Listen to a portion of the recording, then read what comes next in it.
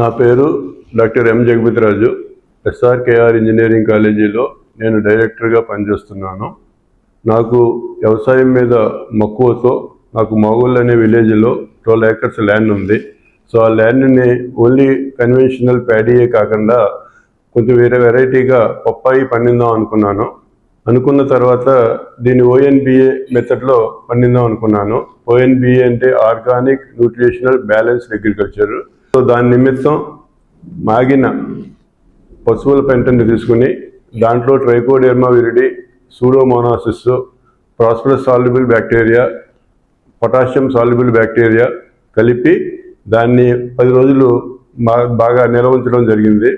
అది జరిగిన తర్వాత కొత్త చిన్న పప్పాయి మొక్కల్ని తీసుకురావడం జరిగింది. సో ఏ గోతులు అయితే ఉన్నాయో ఆ గోతుల్లో ఈ మిశ్రమాన్ని కలిపి దాంట్లో వేసి ఈ పప్పాయి చిన్న మొక్కల్ని దాంట్లో పాడడం జరిగింది. జరిగిన తర్వాత అంచెలంచెలుగా అది ఎదిగి ఈ రోజున హార్వెస్టింగ్ స్టేజ్కి వచ్చింది. సో ఈ హార్వెస్టింగ్లో కూడా పప్పాయిని చెట్టుని బాగా ముగ్గనిచ్చి ఆ ముగ్గిన పప్పాయిని బయటకు తీసి మళ్ళీ 1 రోజు 2 రోజులు ఇస్తే బ్రహ్మాండంగా ముగ్గుతున్నది. సో దానిని విక్రయించడం జరుగుతున్నది. సో నాకున్న ఈ ల్యాండ్లో వైడెన్ చేయడం వలన ఇంచుమించు అది 60 cents వచ్చింది. సో ఆ 60 centsలోనే అప్రాక్సిమేట్గా 700 ప్లాంట్స్ పట్టినాయి.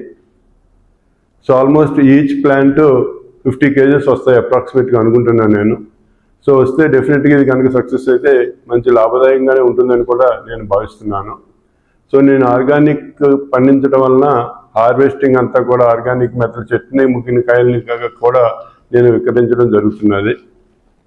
కాబట్టి నాకు ఈ సందర్భంగా రైతులకు నేను ఇచ్చే అడ్వైజ్ ఏంటంటే, మన ఏరియాలో ఈవెందో మనకి బ్లాక్ కాటన్ సాయిల్ ఉన్నా సరే గట్లు వైడెన్ చేసి ప్యాడీతో ఫలంగా వేరే హార్టికల్చర్ మొక్కలు కనుక పెంచుకుంటే డెఫినెట్గా లాభదాయకంగా కూడా ఉంటుందని నేను నమ్ముతున్నాను.